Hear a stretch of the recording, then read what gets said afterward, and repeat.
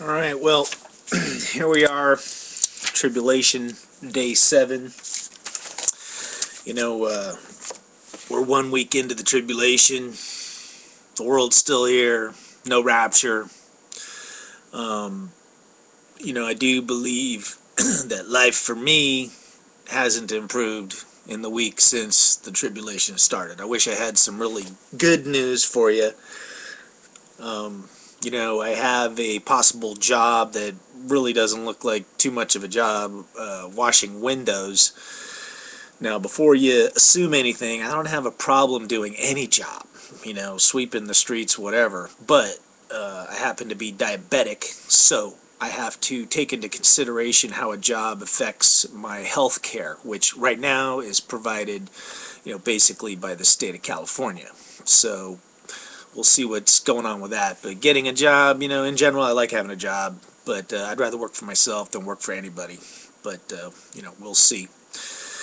But a weekend, here in San Jose, California, it's another kind of, the day actually started off really nice, but now the clouds have come in and it's actually getting kind of cold, which is, once again, rather unusual for San Jose for this time of year. And that kind of brings me to what I've been talking about in the last video log or two, which is in this tribulation there's just a tremendous amount of fakeness, where things don't appear exactly as they appear to be.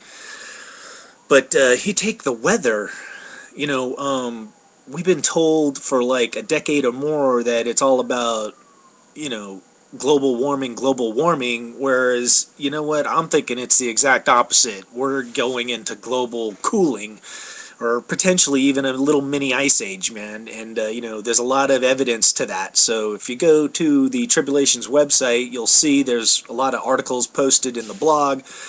But, from everything from the current sunspot cycle, where there really aren't any sunspots, or very few on the sun, which is making our planet kind of cool down. And then you look at the volcanic activity. A second volcano just went off in Iceland, but I think, volcanoes going off kind of leads to global cooling as well. And, maybe that's part of the normal cycle of the Earth, like this 2012 window that we're approaching. One of the possibilities that's thrown out there is some kind of polar shift. And, I think the evidence has shown us, like they have dug up woolly mammoth elephants, prehistoric elephants in Russia, but when you look at them, it looks as though they were like instant frozen, man, because they still had food in their mouth, they were still digesting food in their bellies. So it was like, hey, they were living in a fertile plain with lush vegetation 1 minute, and within 24 hours they were frozen and dead. So, is that something that's going to happen? Why does it look like the Earth's kind of cooling? I'm not a weatherman or a climatologist, but that's, my observations. Why are we being told one thing and the actual opposite is happening? But, in the realm of fakeness, man, it's everywhere nowadays. You look at TV, one of the biggest things out there is, quote, these reality shows, whereas, there's pretty much nothing to do with reality in a reality show. They're just fake, they're scripted, they got fake people trying to act real, but they're fake.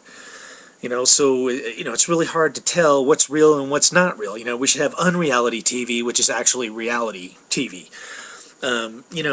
With the economy again, stock market, fake. Like it's no indicator of anything. It's not an indicator that we're in good times. The only indicator the stock market is that rich people are making more money, and that's whether it goes up or down. But you want to know reality, go to the supermarket.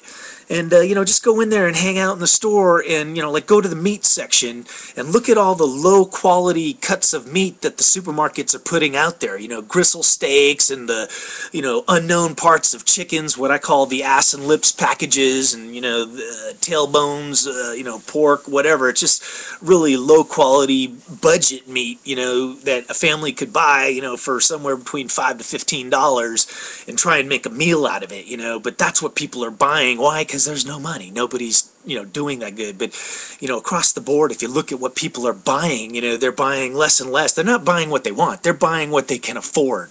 I know that's how I shop. I buy what is on sale.